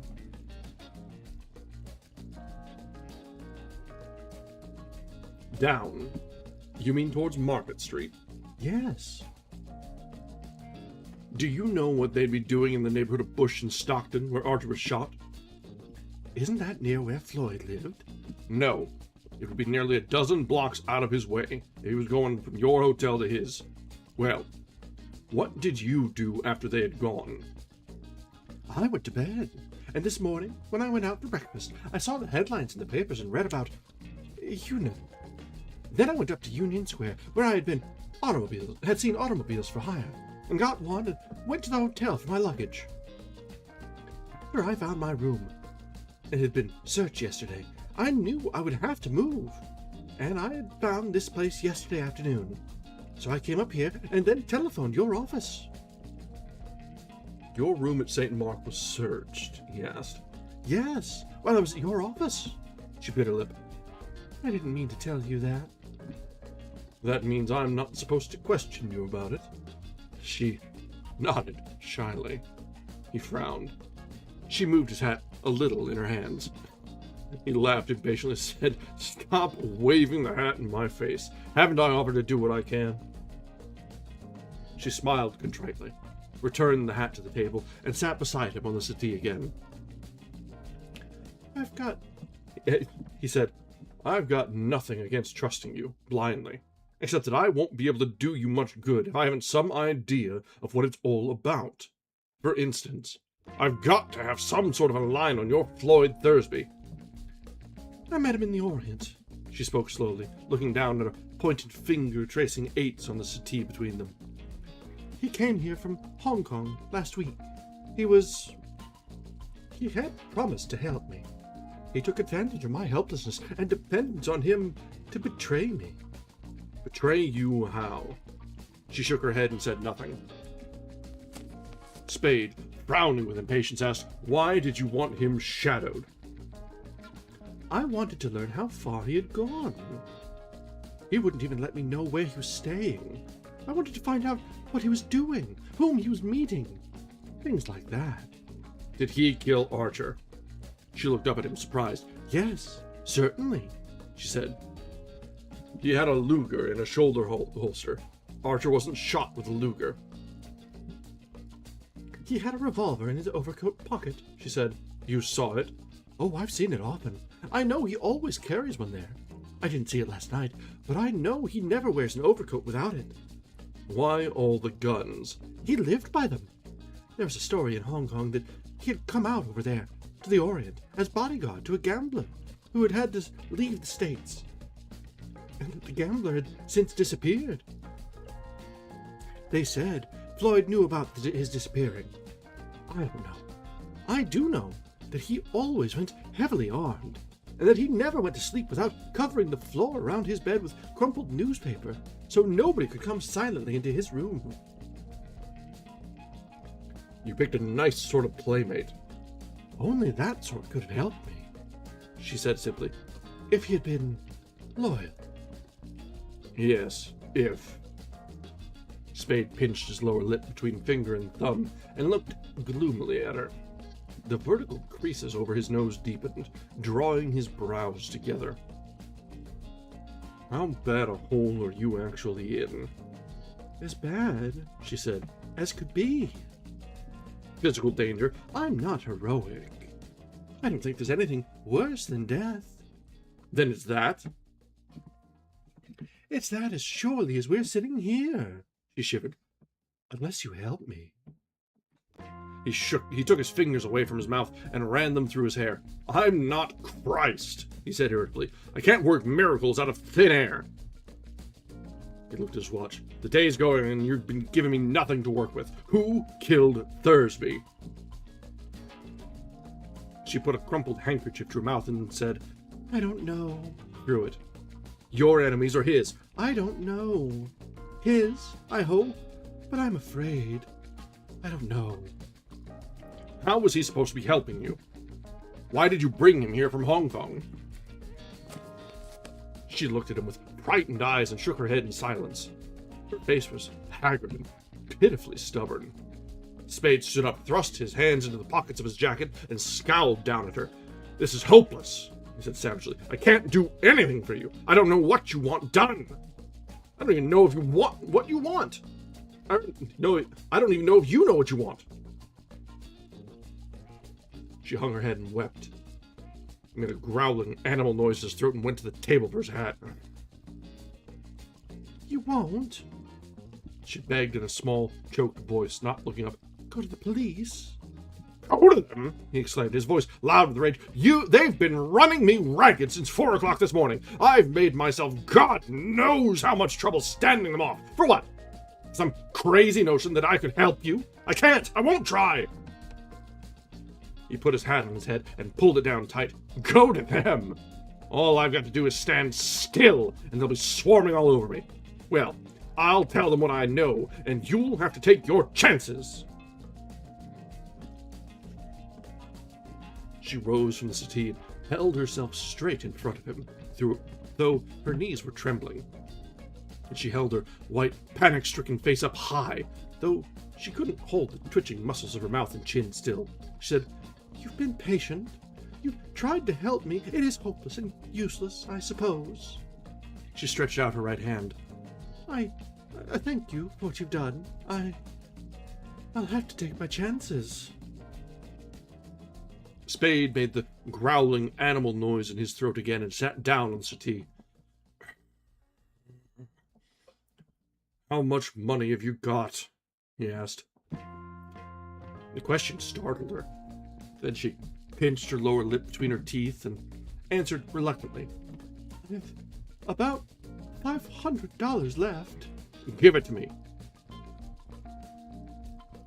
She hesitated, looking timidly at him. He made angry gestures with mouth, eyebrows, hands, and shoulders. She went into her bedroom, returning almost immediately with a sheaf of paper money in one hand. He took the money from her, counted it, and said, "There's only 400 here." I had to keep some to live on, she explained meekly, putting a hand to her breast. Can't you get any more? No. You must have something you can raise money on, he insisted. I have some rings, a little jewelry. You'll have to hawk them, he said, and held out his hand. The Remedial's the best place. Mission and 5th.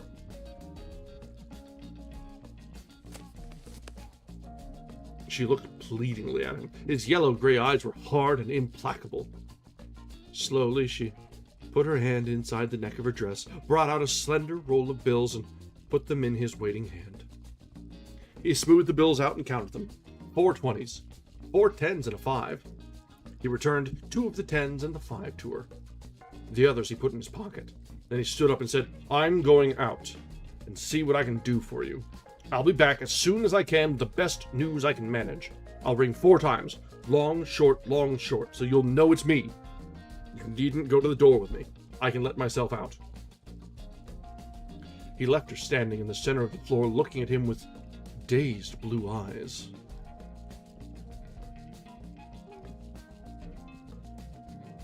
Yeah, yeah, this is all very, very recognizable. The weakness for women is in the text in spades. That's one of those things that has definitely carried on through all forms of media.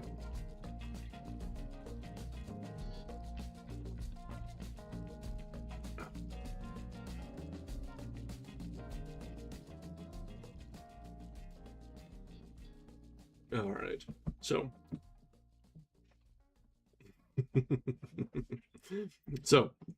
there's a little bit of a break here, but we will continue from the next after this little stop here. Spade returned to his office at 10 minutes past 5 that evening. Effie Perrine was sitting at his desk reading Time. Spade sat on the desk and asked, "Anything stirring?" "Not here. You look like you'd swallowed the canary." He grinned contentedly. "I think we've got a future. I always had an idea that if Miles would go off and die somewhere, we'd stand a better chance of thriving. Will you take care of sending flowers for me?" "I did." "You're an invaluable angel. How's your woman's intuition today?" "Why?" "What do you think of Wonderly?" "I'm for him." The girl replied without hesitation. "She's got too many names," Spade mused. "Wonderly, LeBlanc, and she says the right one's O'Shaughnessy." "I don't care if she's got all the names in the phone book. That girl is all right, and you know it." "I wonder." Spade blinked sleepily at Effie Perrine. He chuckled. "Anyway, she's given up 700 smacks in 2 days, and that's all right." Effie Perrine sat up straight and said, "Sam, if that girl's in trouble and you let her down or take advantage of it to bleed her, I'll never forgive you. Never have any respect for you as long as I live." Spade smiled unnaturally. Then he frowned. The frown was unnatural. He opened his mouth to speak, but the sound of someone's entrance through the corridor door stopped him. Effie Perrine rose and went into the outer office. Spade took off his hat and sat in his chair. The girl returned with an engraved card. Mr. Joel Cairo. "This guy is queer," she said. "In with him then, darling," said Spade. Mr. Joel Cairo was a small-boned man of medium height. His hair was black and smooth and very glossy. His features were Levantine. A square-cut ruby, its sides paralleled by 4 baguette diamonds, gleamed against the deep green of his cravat. His black coat, cut tight to narrow shoulders, flared a little over slightly plump hips. His trousers fitted his round legs more snugly than was the current fashion. The uppers of his patent leather shoes were hidden by fawn spats. He held a black derby hat in a chamois gloved hand, and came towards Spade with short, mincing, bobbing steps. The fragrance of kipper came with him. Spade inclined his head at his visitor and then at a chair, saying, "Sit down, Mr. Cairo." Cairo bowed elaborately over his hat and said, "I thank you," in a high-pitched, thin voice, and sat down. He sat down primly, crossing his ankles, placing his hat on his knees, and began to draw off his yellow gloves. Spade rocked back in his chair and asked, "Now, what can I do for you, Mr. Cairo?" The amiable negligence of his tone, his motion in the chair, were precisely as they had been when he addressed the same question to Brigid O'Shaughnessy on the previous day. Cairo turned his hat over, dropping his gloves into it, and placed it bottom up on the corner of the desk nearest him. Diamonds twinkled on the second and fourth fingers of his left hand, a ruby that matched the one on his tie even to the surrounding diamonds on the third finger on his right hand. His hands were soft and well cared for. Though they were not large, their flaccid bluntness made them seem clumsy. He rubbed his palms together and said over the whispering sound they made, "May a stranger offer condolences for your partner's unfortunate death." "Thanks." "May I ask, Mr. Spade, if there was, as the newspapers inferred, a certain, relationship between that unfortunate happening and the death of, a little later, of the man Thursby?" Spade said nothing in a blank-faced, definite way. Cairo rose and bowed. "I beg your pardon." He sat down, placed his hands side by side, palms down on the corner of the desk. "More than idle curiosity made me ask that, Mr. Spade. I am trying to recover an, ornament that has been, shall we say, mislaid. I thought and hoped you could assist me." Spade nodded, with eyebrows lifted to indicate attentiveness. "The ornament is a statuette," Cairo went on, selecting and mouthing his words carefully. "The black figure of a bird." Spade nodded again with courteous interest. "I am prepared to pay, on behalf of the figure's rightful owner, the sum of $5,000 for its recovery." Cairo raised one hand from the desk corner and touched a spot in the air with the broad-nailed tip of an ugly forefinger. "I am prepared to promise that, what is the phrase, no questions will be asked." He put his hand on the desk again beside the other and smiled blandly over them at the private detective. $5,000 is a lot of money," Spade commented, looking thoughtfully at Cairo. Fingers drummed lightly on the door. When Spade had called, "Come in," the door opened far enough to admit Effie Perrine's head and shoulders. She had put on a small, dark felt hat and a dark coat with gray fur collar. "Is there anything else?" she asked. "No. Good night. Lock the door when you go, will you?" Spade turned in his chair to face Cairo again, saying, "It's an interesting figure."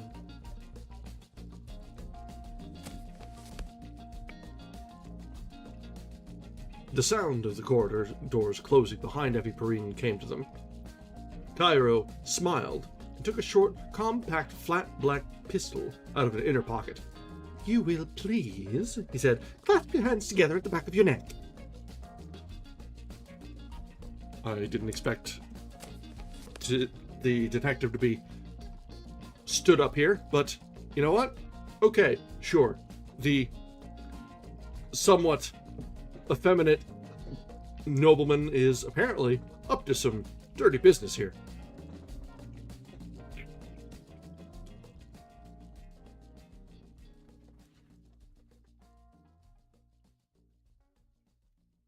All right, let's see. How long is this chapter here?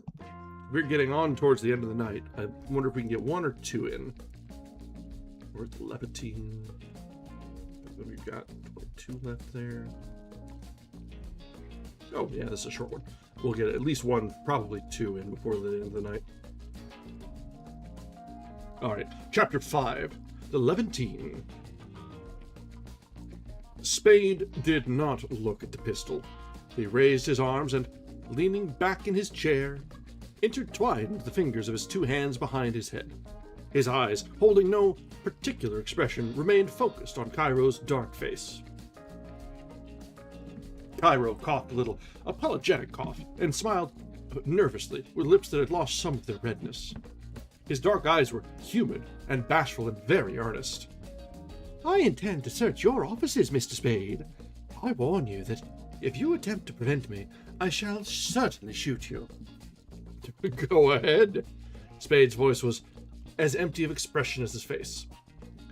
"You will please stand." The man with the pistol instructed him at whose thick chest the pistol was aimed. "I shall have to make sure that you are not armed." Spade stood up, pushing his chair back with his calves as he straightened his legs. Cairo went around behind him. He transferred the pistol from his right hand to his left. He lifted Spade's coat tail and looked under it, holding the pistol close to Spade's back. He put his right hand around Spade's side and patted his chest.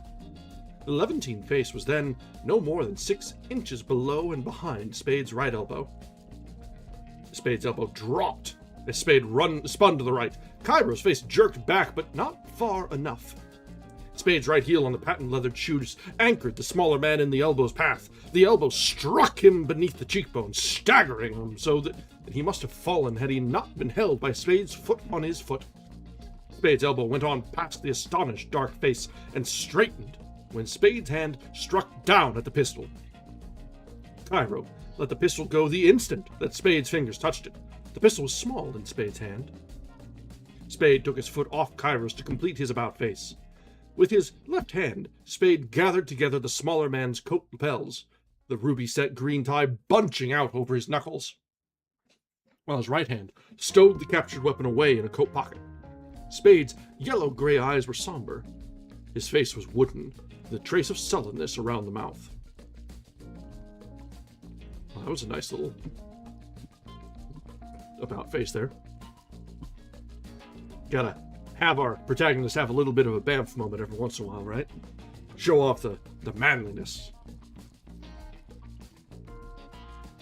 Cairo's face was twisted by pain and chagrin. There were tears in his dark eyes. His skin was the complexion of polished lead, except where the elbow had reddened his cheek. Spade, by means of his grip on the Levantine's lapels, turned him slowly and pushed him back until he was standing close in front of the chair he had lately occupied.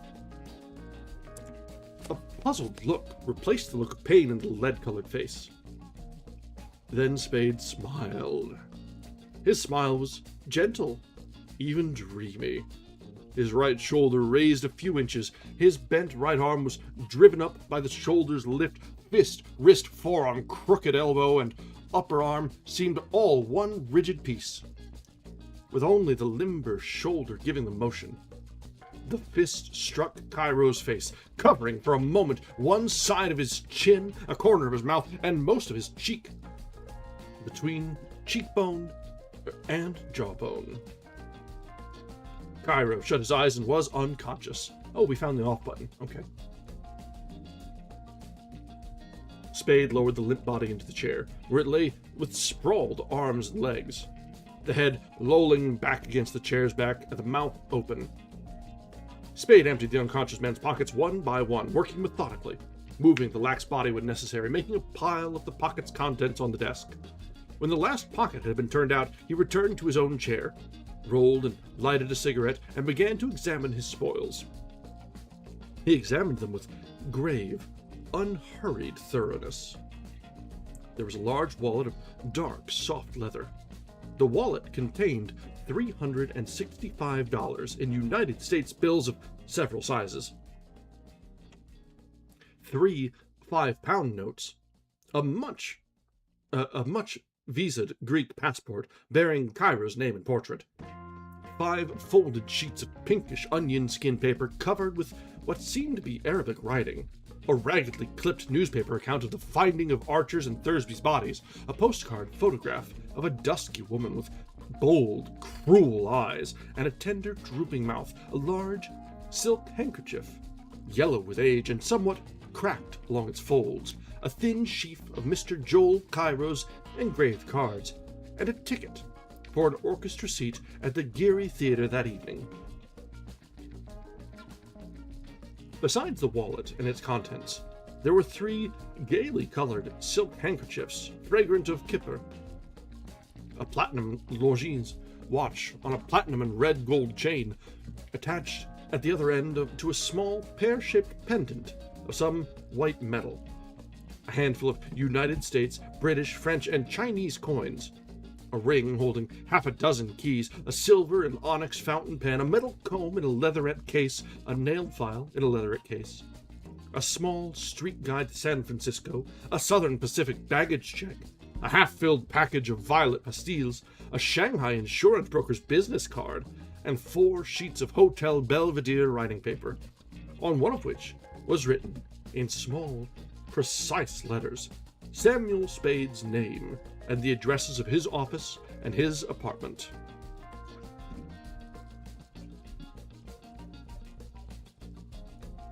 Yeah, this is this is man's whole life out of his pockets. Okay.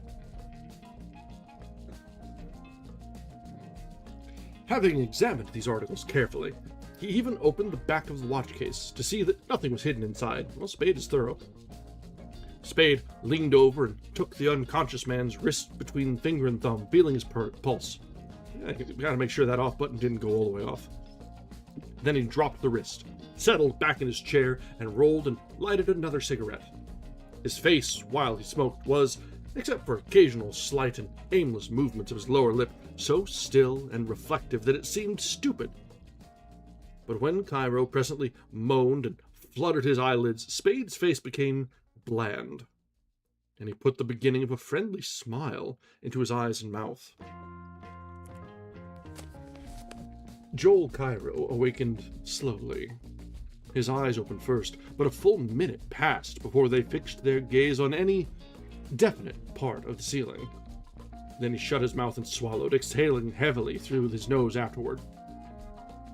He drew in one foot and turned a hand over on his thigh. And he raised his head from the chair back, looked around the office in confusion, saw Spade, and sat up. He opened his mouth to speak, started, clapped a hand to his face where Spade's fist had struck, and where there was now a florid bruise. Cairo said through his teeth painfully, "I could have shot you, Mr. Spade." "You could have tried," Spade conceded. It's a good line, I like that. "I did not try." "I know." "Then why did you strike me after I was disarmed?" "Sorry," Spade said, and grinned wolfishly, showing his jaw teeth.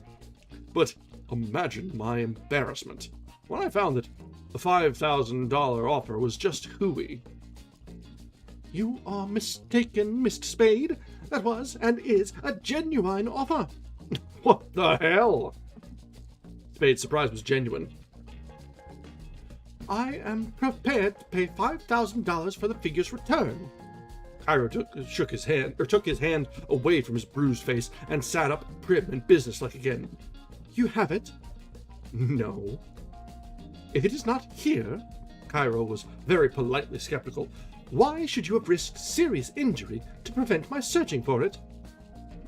"I should sit around and let people come in and stick me up?" Spade flicked a finger at Cairo's possessions on the desk. "You've got my apartment address. Been up there yet?"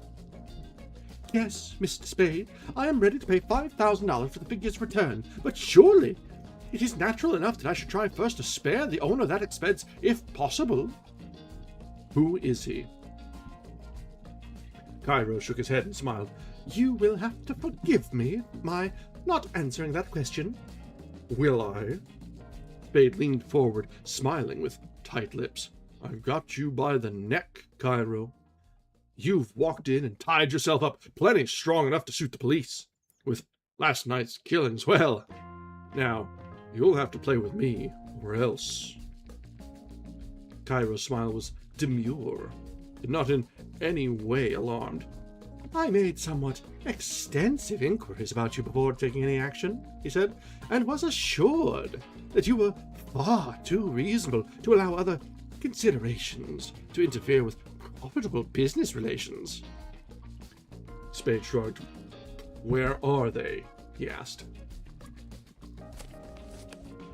I have offered you $5,000 for... Spade thumped Cairo's wallet with the backs of his fingers and said, There's nothing like $5,000 here. You're betting your eyes. You could come in and say you'd pay me $1 million for a purple elephant, but what in the hell would that mean? I see, Cairo said thoughtfully, screwing up his eyes. You wish some assurance of my sincerity. He brushed his red lower lip with a fingertip. A retainer, would that serve? It might. Cairo put his hand out toward his wallet, hesitated, withdrew his hand, and said, You will take, say, $100. Spade picked up the wallet, took out $100, then he frowned and said, Better make it $200, and did. Cairo said nothing. Your first guess was that I had the bird, Spade said in a crisp voice, when he had put the $200 into his pocket, and had dropped the wallet on the desk again. There's nothing in that. What's your second? That you know where it is. Or, if not exactly that, that you know where, that you know it is where you can get it. Spade neither denied nor affirmed that. He seemed hardly to have heard it. He asked, What sort of proof can you give me that your man is the owner? Very little, unfortunately. There is this, though. Nobody else can give you any authentic evidence of ownership at all. And if you know as much about the affair as I suppose, or I should not be here, you know that the means by which it was taken from him shows that his right to it was more valid than anyone else's. Sure, certainly, more valid than Thursby's. What about his daughter? Spade asked. Excitement opened Cairo's eyes and mouth, turned his face red, made his voice shrill. He is not the owner! Spade said, Oh, mildly and ambiguously. Is he here in San Francisco now? Cairo asked in a less shrill but still excited voice. Spade blinked his eyes sleepily and suggested, It might be better all around if we put our cards on the table. Cairo recovered composure with a little jerk. I do not think it would be better, his voice was suave now, if you know more than I.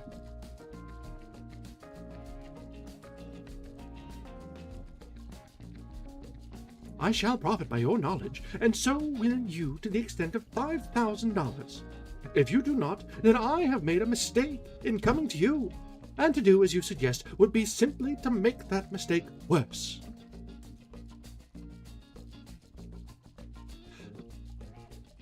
So I'm not actually going for that, because I'm actually not familiar with it. Like I said earlier, I had not actually seen this before, or any of its different adaptations, but this is just sort of naturally how it comes across from the characterization.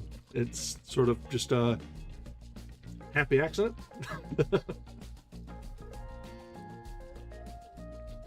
Spade nodded indifferently and waved his hand at the articles on the desk, saying, There's your stuff. And then, when Cairo was returning them to his pockets, It's understood, and you're to pay my expenses while I'm getting this black bird for you. And $5,000 when it's done. Yes, Mr. Spade. That is, $5,000 less whatever monies you have been advanced to you. $5,000 in all. Right. And it's a legitimate proposition. Spade's face was solemn, except for wrinkles at the corners of his eyes. You're not hiring me to do any murders or burglaries for you, but simply to get it back, if possible, in an honest and lawful way. If possible, Cairo agreed. His face was also solemn, except for the eyes. "And in any event, with discretion." He rose and picked up his hat. "I am at the Hotel Belvedere, when you wish to communicate with me. Room 635. I confidently expect the greatest mutual benefit from our association, Mr. Spade." He hesitated. "May I have my pistol?" It could be, yeah. I don't know, when they first introduced him as, like, this fellow is queer, just as strange. And so, like, that's leading into the foreign aspect of it. And then, as gussied up as he was and as soft as he seemed, this is my soft boy voice.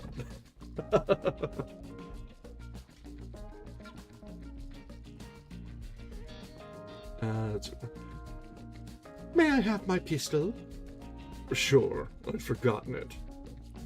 Spade took the pistol out of his coat pocket and handed it to Cairo. Cairo pointed the pistol at Spade's chest. "You will please keep your hands on top of the desk," Cairo said earnestly. "I intend to search your offices." Spade said, "I'll be damned." He laughed in his throat and said, "All right, go ahead. I won't stop you." I expected Spade would have, unloaded the pistol, but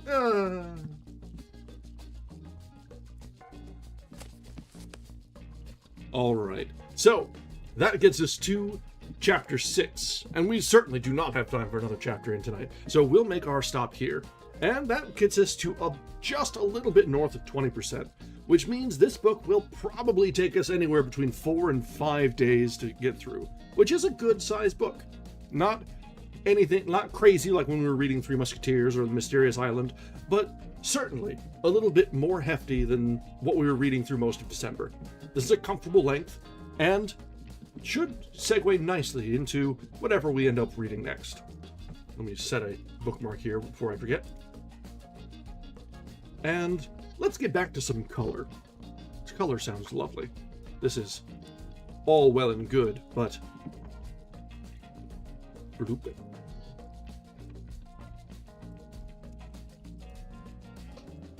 yeah, this is a lot of fun so far. I'm enjoying this book quite a lot.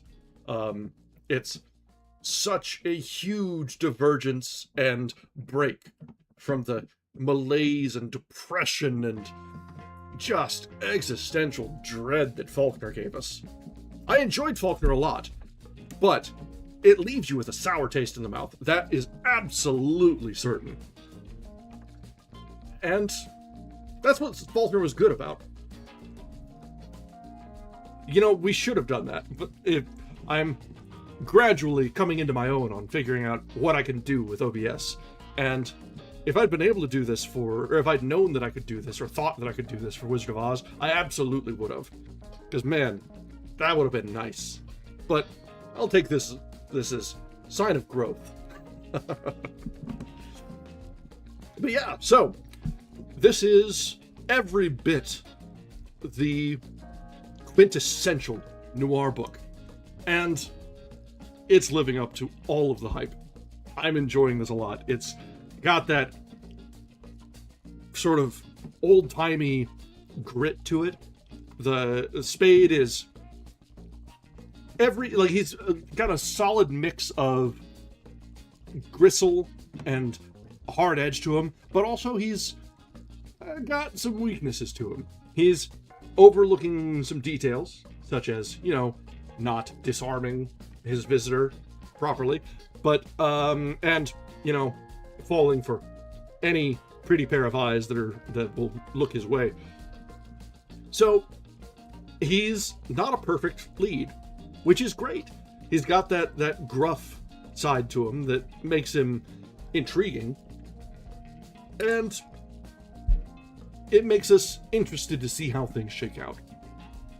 I am still still thinking that we might have an unreliable narrator on our hands. There might be some things that are left out, and that's cool too. I enjoyed that aspect when we were reading Agatha Christie back in the day. And even if it turns out that this is not an unrelatable narrator perspective, having the idea planted in my head is coloring my expectations with this book. And if those expectations are betrayed, I'll not be unhappy with it. That is a pleasant twist and turn to add to the twist and turns actually on the page. It's half the fun of reading detective stuff, is when you add your own expectations to things that are not explicitly in the story, and whether they come about or not is half the fun. All right, so let's go ahead and settle and wrap up for tonight. We will be back on Tuesday with our next regularly scheduled reading. This, as I said, this book will probably take us between 4 and 5 days. It really just depends on how much yapping we do before, after, otherwise, and through. So I expect it will at least get us through the weekend. Probably get us through the weekend. We'll probably be finishing up on either Saturday or Sunday this week. And that will lead us to right around the 18th or so. And so our anniversary this year is on, well, our anniversary every year is going to be on the 31st. So that is something to look forward to. We have almost made it an entire year with our little book club here. And that's kind of impressive, honestly. We've been remarkably consistent. We've had 4 readings almost every week. I think we've only had 2 real breaks, haven't we? Shortly after I started, when I had some family emergencies going on, and then again when Comcast decided to throw a wrench in the works just after the holidays. So I am happy with our track record so far, and I'm looking forward to another year of fantastic books together.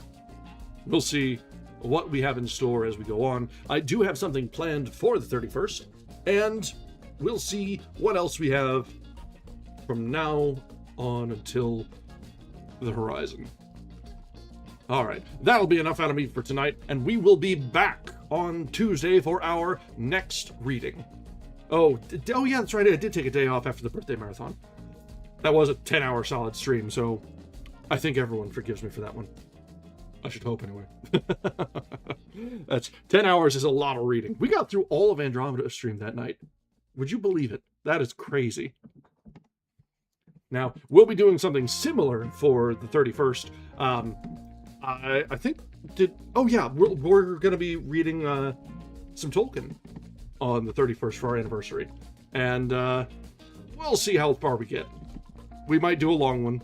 It lands on a Saturday, so we can kind of run as long as we want to run. We'll see. All right.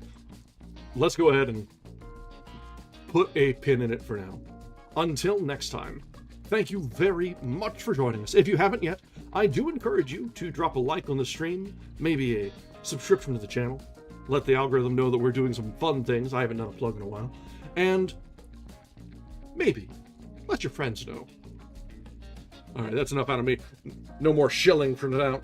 Have a good night. Thank you very much, everyone. And until next time.